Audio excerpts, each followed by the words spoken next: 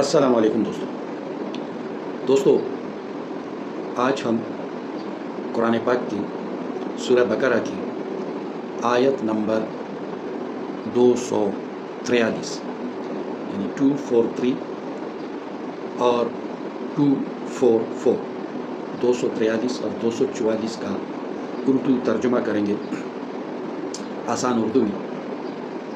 तो चलो दोस्तों शुरू करते हैं। बिस्मिल्लाहिर्रहमानिर्रहीम। अल्लाह के नाम से शुरू करता हूँ जो बड़ा मेहरबान है, निहायत रहम वाला है। अलम तरा इलल लज़ीना, अलम तरा क्या तूने नहीं देखा, इलल लज़ीना उन लोगों को, खरजू मिन दियारिहिम जो निकले अपने घरों से, वहुम उलूफुम और थे वो हज़ारों में। यानी जब ये लफ्ज़ आता है तो अक्सर यानी उलमा की जो कसरत है वो इस लफ्ज़ को 10,000 से ऊपर का बताते हैं कि उलूफुम जब आता है तो हज़ारों यानी ये तादाद 10,000 से ऊपर की होती है। वहुम उलूफुन हज़र मौत यानी मौत के डर से। क्या तुमने नहीं देखा उन लोगों को जो घरों से निकले यानी अपने घरों को छोड़ दिया, और वो थे हज़ारों की तादाद में, मौत के डर से यानी मौत के डर से उन्होंने घर को छोड़ दिया। फ़क़ाल लहुमुल्लाहु, बस कह दिया अल्लाह ने उनको, मौत मर जाओ। थुम्मा अहयाहुम फिर उनको ज़िंदा कर दिया यानी फिर उनको ज़िंदगी बख्श दी। इन्नल्लाह लज़ू फ़ज़लिन अलन्नास, बेशक अल्लाह ताला, इन्नल्लाह बेशक अल्लाह ताला, लज़ू फ़ज़लिन अलन्नास लोगों पर फ़ज़ल करने वाला है। वलाकिन्न अक्सर नास ला यशकुरून, लेकिन वलाकिन्न लेकिन अक्सर नास बहुत सारे लोग यानी लोगों की जमी तादाद की बहुत सारी तादाद, ला यशकुरून शुक्र अदा करने वाले नहीं हैं। वक़ातिलू फ़ी सबीलिल्लाह और अल्लाह के रास्ते में लड़ो। वक़ातिलू फ़ी सबीलिल्लाह और लड़ो अल्लाह के रास्ते में। वअलम और जान लो, इन्नल्लाह बेशक अल्लाह ताला, समीउन अलीम सुनने वाला है और इल्म वाला है। दोस्तों ये कुरान पाक में एक बहुत बड़े तारीख़ी वाक़े की तरफ इशारा है। रसूलुल्लाह सल्लल्लाहु अलैहि वसल्लम की नबूवत से बहुत पहले ये एक तारीख़ी वाक़या गुज़र चुका है, और ये चूँकि मशहूर वाक़या था तो इसलिए यहाँ पे हुज़ूर सल्लल्लाहु अलैहि वसल्लम से फरमाया गया, अलम तरा क्या तुमने नहीं देखा। यानी हुज़ूर सल्लल्लाहु अलैहि वसल्लम की पैदाइश से और बौसत से बहुत पहले, सैकड़ों साल पहले का ये वाक़या है।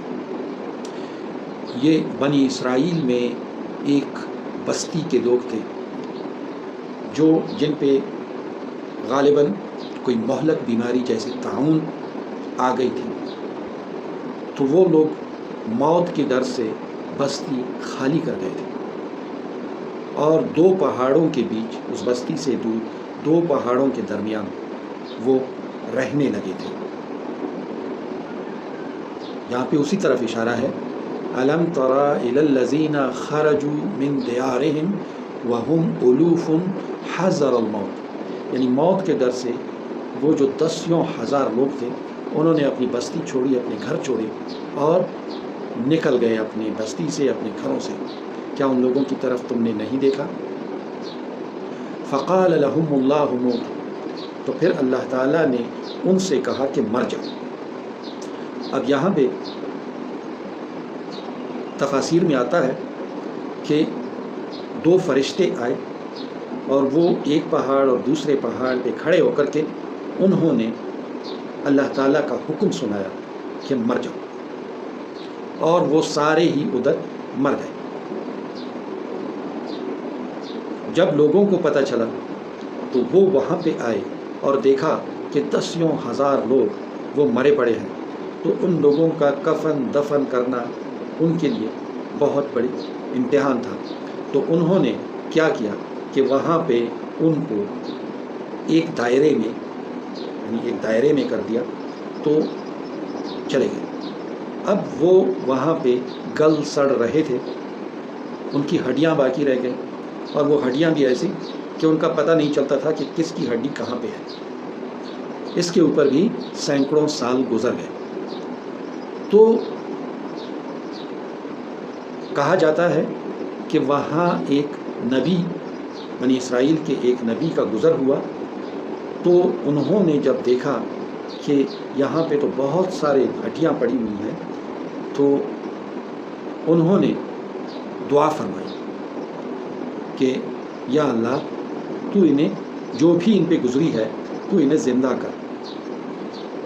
تو اللہ تعالیٰ نے اس نبی سے کہا، اس کی دعا کو قبول کیا اور اس سے کہا کہ تم ان ہڈیوں سے کہہ دو کہ اللہ کے حکم سے یہ اپنے اصلی، یعنی جس کی جو ہڈی ہے وہ اپنے اصلی جوڑ پہ فٹ ہو جائے۔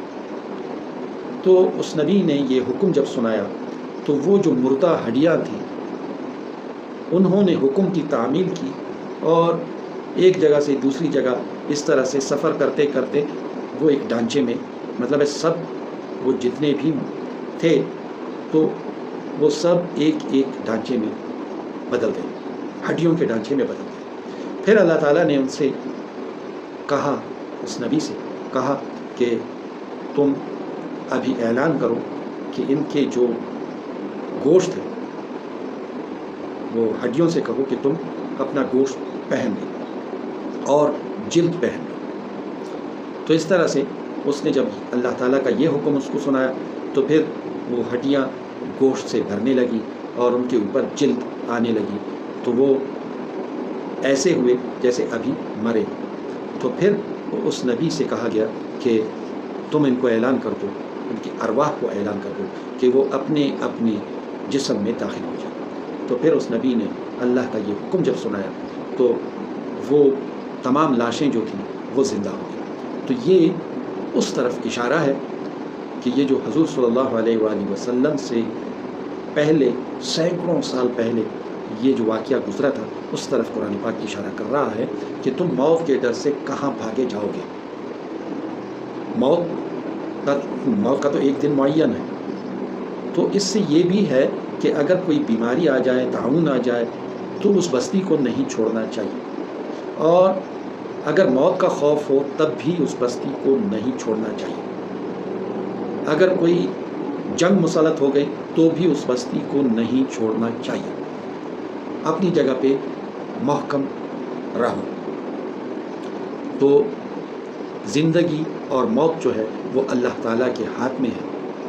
اگر کسی بیماری کی وجہ سے یا جنگ کی وجہ سے مر گئے تو شہادت کا درجہ نصیب ہوگا۔ تو اور شہید جو ہے وہ تو اللہ کے نزدیک زندہ ہی ہے۔ تو یہاں پہ اس طرف اشارہ ہے، فقال لهم اللہ موت، تو پھر کہہ دیا اللہ تعالیٰ نے ان سے کہ مر جاؤ، ثم احیاہم، پھر انہیں زندہ کیا، ان اللہ لذو فضل علی الناس ولکن اکثر الناس لا یشکرون، اللہ تعالیٰ اپنے بندوں پہ یعنی لوگوں پہ فضل کرنے والا ہے، مگر اکثر لوگ جو ہیں وہ ناشکرے ہیں، وہ شکر ادا نہیں کرتے۔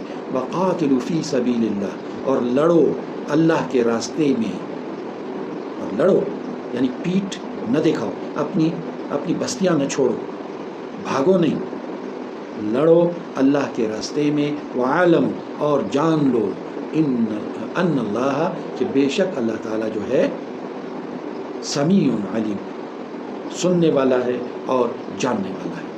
وہ تمہارے حالات بھی دیکھتا ہے، وہ تمہارے دلوں کی جو باتیں ہیں وہ بھی سنتا ہے، وہ تمہارے دماغ میں جو باتیں آ رہی ہیں انہیں بھی وہ جانتا ہے۔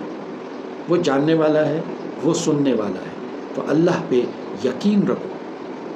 اگر تم اللہ پہ ایمان رکھتے ہو، اللہ پہ یقین رکھتے ہو، تو اپنے مقام پہ قائم رہو، اس بستی کو نہ چھوڑو جہاں پہ طاعون آیا ہے، یا جہاں پہ کوئی اور ایسی بیماری آئی ہے جو ایک دوسرے کو لگتی ہے، یا وہاں پہ ایسا آیا ہے کہ جنگ و جدال آ گیا ہے اور تم لوگ موت کے ڈر سے وہ بستیاں خالی کر رہے ہو۔